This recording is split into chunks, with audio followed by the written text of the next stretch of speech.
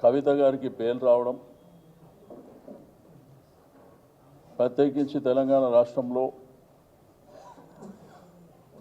కార్యకర్తలకు, నాయకులకు, same time యావత్ దేశంలో ప్రజలకు కూడా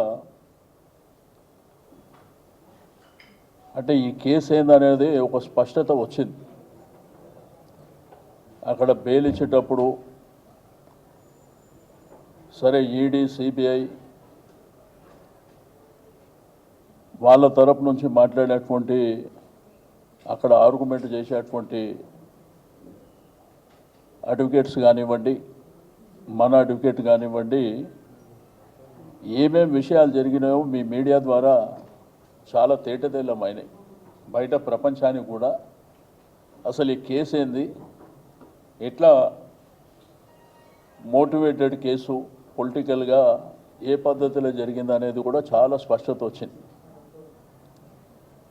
ఆ ఆర్గ్యుమెంట్లో బెయిల్ ఇవ్వద్దు అనేటువంటిది వాళ్ళు ఆర్గ్యూ చేస్తున్నప్పుడు జడ్జి గారు ఇచ్చినటువంటి కామెంట్స్ కూడా మీరు చూసినారు. మీకు ఆల్రెడీ ఆ కాపీస్ కూడా ఆల్మోస్ట్ వచ్చినాయి మీకు. రెండో దాంట్లో అప్రూవర్గా ఎంతమందిని మార్చినారు.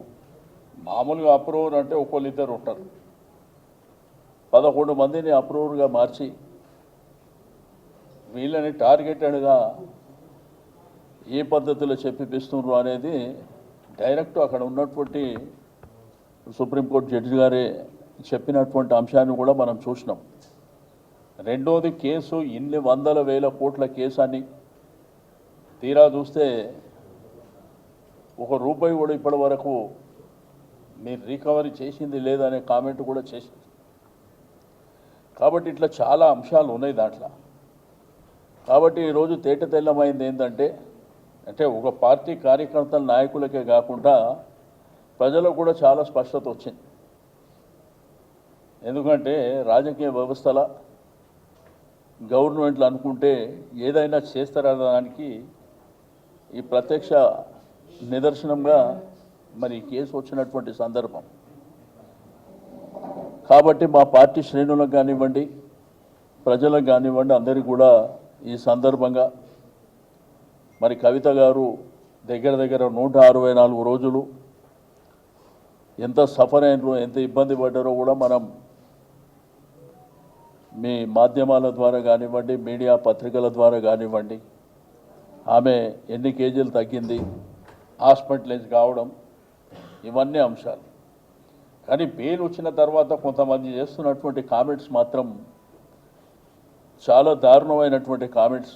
ఒక అత్యున్నతమైనటువంటి న్యాయస్థానాన్ని ప్రశ్నించే విధంగా, కించపరిచే విధంగా వాళ్ళ కామెంట్స్ ఉంటున్నాయి. అది ఎవరు కూడా మంచిది కాదు. ఎందుకంటే సుప్రీంకోర్టు ఈ దేశంలో అత్యున్నతమైనటువంటి న్యాయస్థానమే అది. మమ్మల్ని అంటే అల్టిమేట్గా ఆ బెయిల్ ఇచ్చినటువంటి సుప్రీంకోర్టు న్యాయవాదులు ఎవరైతే ఉన్నారో, ఆ జడ్జిలు ఎవరైతే ఉన్నారో, న్యాయమూర్తులు, వాళ్ళని కించపరిచినట్టు, వాళ్ళని అవమానించినట్టే అని మరి భావించవలసి వస్తుందని చెప్పి నేను ఈ సందర్భంగా తెలియజేస్తూ ఉన్నాను. కానీ మాట్లాడినది కూడా ఒక బాధ్యత గల వ్యక్తులు మాట్లాడుతున్నారు, అది మంచిది కాదు. ఏ పద్ధతిలో కూడా మంచిది కాదు. రెండోది, కేసు విషయంలో కానీ, పూర్వపరాలు కానీ, అక్కడ జరిగినటువంటి ఆర్గ్యుమెంట్స్ కానీ, అవన్నీ కాపీలు కూడా ఆల్రెడీ మీ దగ్గర ఉన్నాయి. లేదంటే ఆ కాపీస్ కూడా పంపిస్తాం. శ్రేణులు మాత్రం రాష్ట్ర వ్యాప్తంగా సంబరాలు చేసుకుంటున్నారు, చాలా సంతోషంగా ఉన్నారు. ఉదయం నుంచి ఇక్కడ కూడా సంతోషంగా ఉన్నారు. ఇప్పుడు అల్టిమేట్గా ఏంటంటే బెయిల్ ఎందుకు వచ్చింది? కేసులో ఉన్న వాళ్ళు అందరికీ బెయిల్ ఇచ్చారు. కొంతమంది అప్రూవర్గా మార్చుకొని బెయిల్ ఇచ్చారు, ఉన్నోళ్ళకి అందరికీ బెయిల్ ఇచ్చారు. ఈమెకు బెయిల్ ఎందుకు ఇవ్వద్దో నా అర్థం కాని ప్రశ్న. అంటే బెయిల్ ఇవ్వకుండా ఇంకా పర్మనెంట్గా అక్కడ అన్ననే ఉండాలన్నట్ట. అంటే వాళ్ళ మాట్లాడే విధానం ఏందో నాకు అర్థం కాలేదు. ఆ రోజు కూడా వాళ్ళు కేసు ఉందని చెప్పి కవిత గారి ఇంటికి వచ్చినప్పుడు మేమందరం ఉన్నాం. అక్కడ గౌరవప్రదంగా, మర్యాదగా పంపించినాం మేము. కానీ ఈరోజు మాట్లాడేటువంటి వ్యక్తులు రాజకీయాలలో మీరు మేము అనుకోవచ్చు, ఒకరినొకరు దూషించుకోవచ్చు, ఒకరినొకరు విమర్శలు చేసుకోవచ్చు, కానీ మీరు అత్యున్నతమైనటువంటి న్యాయమూర్తులను అవమానపరిచే విధంగా మాట్లాడడం అనేది చాలా బాధాకరమైనటువంటి అంశం. తప్పకుండా మరి వ్యవస్థని ఆలోచన చేయవలసినటువంటి అంశం అని చెప్పి తెలియజేస్తాం.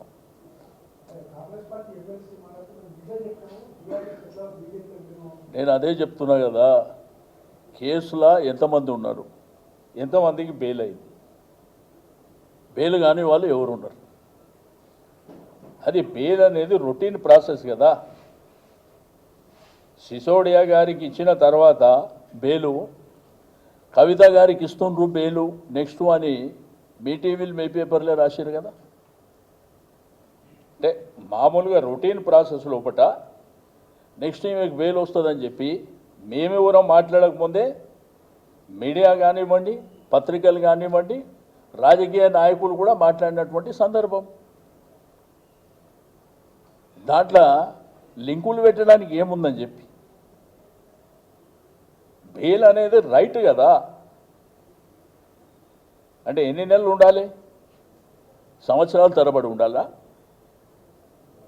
రెండోది, కేసు ఎందుకు పెట్టినరు కూడా ఈరోజు న్యాయమూర్తి గారు కామెంట్ చేసినటువంటి చాలా డీటెయిల్గా, మీరు ఆఫీస్కి పోయినాక మీరు ఇంకా డీటెయిల్గా తీసుకుంటే ఇంకా చాలా డీటెయిల్గా అక్కడ ఏమి ఆర్గ్యుమెంట్ జరిగింది, ఆర్గ్యుమెంట్లో మా అడ్వకేట్ గారు ఏం మాట్లాడారు, వాళ్ళు ఏం మాట్లాడారు, న్యాయమూర్తులు ఏం కామెంట్ చేసారు కూడా అవన్నీ చాలా స్పష్టత ఉన్నది. అసలు కేసే ఏమి లేదనేది కదా అక్కడ. మేము డే 1 నుంచి ఏదైతే చెప్పినామో ఈరోజు స్పష్టంగా అదే వచ్చింది.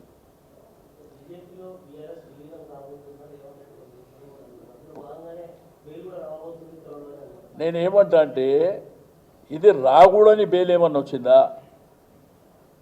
రాకూడని బెయిలా ఇది? ఈ కేసులో ఇప్పటి వరకు ఎంతమందికి బెయిల్ ఇచ్చిండ్రు? లేకపోతే వాళ్ళందరూ లోపల ఉండి కవిత గారికి ఏమైనా బెయిల్ ఇచ్చారా? అంటే కేంద్ర ప్రభుత్వం లోపల సుప్రీంకోర్టు అంతా వాళ్ళ చేతులు ఉందన్నా మీరు మాట్లాడేది? అంటే ఇక్కడ రాష్ట్రంలో ఉంటే ఇక్కడ ఉన్నటువంటి కోర్టులన్నీ వాళ్ళ చేతులు ఉన్నట్టు మాట్లాడినట్ట. కాబట్టి బాధ్యత గల వ్యక్తులు దయచేసి అట్లా మాట్లాడద్దు. అరే అక్కడ బెయిల్ వచ్చి దగ్గర 164 రోజుల తర్వాత బెయిల్ వచ్చి ఓవైపున కుటుంబం కానివ్వండి, రెండో వైపున కార్యకర్తలు కానివ్వండి, నాయకులు కానివ్వండి, సంతోషపడే సందర్భం కూడా లేకుండా వెంటనే కామెంట్స్ చేస్తారు. 2 పార్టీలు కూడా కామెంట్ చేస్తున్నాయి. ఆ 2 పార్టీలో కూడా ముఖ్యమైనటువంటి వ్యక్తులు కామెంట్ చేస్తూ, చట్టం తెలిసి రాజ్యాంగం తెలిసినటువంటి వ్యక్తులు కామెంట్ చేయడం అనేది ఎంతవరకు సమంజసం? తప్పది. బాధ్యత గల వ్యక్తులు ఉండి ఆ విధమైనటువంటి కామెంట్ చేయడం ఏంది? అంటే కోర్టును ధిక్కరించినట్టే కదా, కోర్టుని న్యాయమూర్తులను ధిక్కరించినట్టే, వాళ్ళని కించపరిచినట్టే కదా. తప్పకుండా ఇది సరైనటువంటి పద్ధతి కూడా కాదు.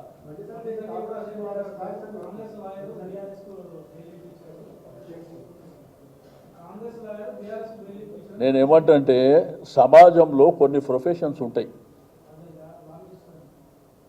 సమాజంలో కొన్ని ప్రొఫెషన్స్ అంటే LLB చదువుకున్నటువంటి న్యాయవాదులు కానివ్వండి, వాళ్ళ ప్రొఫెషన్ అది.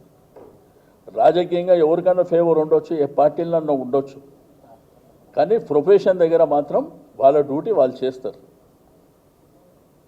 రెండోది, మన దగ్గర మన టెంపుల్స్లో అయ్యవారులు ఉంటారు. పంచాంగం చెప్పేటప్పుడు మీకు చూస్తారు కదా, అన్ని పార్టీ ఆఫీసులలో పంచాంగాలు చెప్తారు. అది వాళ్ళ వృత్తి.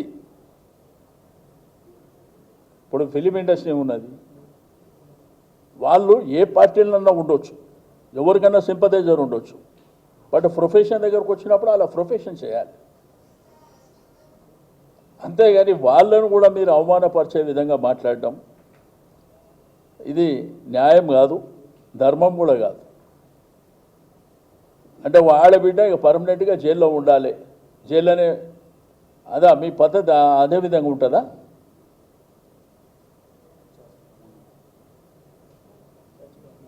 అదే దాన్ని ఏమంటారు అంటే పైశాచిక ఆనందం ఎంతవరకు కూడా నిలబడదు. ఆ రోజు సంబరాలు చేసుకున్న మీరు ఈరోజు జరిగినటువంటి వాతావరణం లోపట కాబట్టి మరి బెయిల్ వారు రేపు వస్తుండ్రు, సాయంత్రం రిలీజ్ అయ్యి రేపు మధ్యాహ్నం చేరుకుంటారు ఇక్కడికి. ఇంటికి ఇంటికి ఇంటికి ఇంటికి ఇంటికి వస్తారు, ఇంటికి వస్తారు, డైరెక్ట్ వాళ్ళ ఇంటికే వస్తారు. అట్లాంటివి ఏం లేవు. వాళ్ళు మామూలుగానే అక్కడ నుంచి బయలుదేరి వస్తారు. ఇంకా శంషాబాదు ర్యాలీ ఏర్పాట్లు అవన్నీ ఏం అనుకోలేదు. కాబట్టి వాళ్ళు ఈవినింగ్ యాక్చువల్లీ ఇవాళ ఈవినింగ్ రిలీజ్ అయిన తర్వాత రేపు వస్తారు.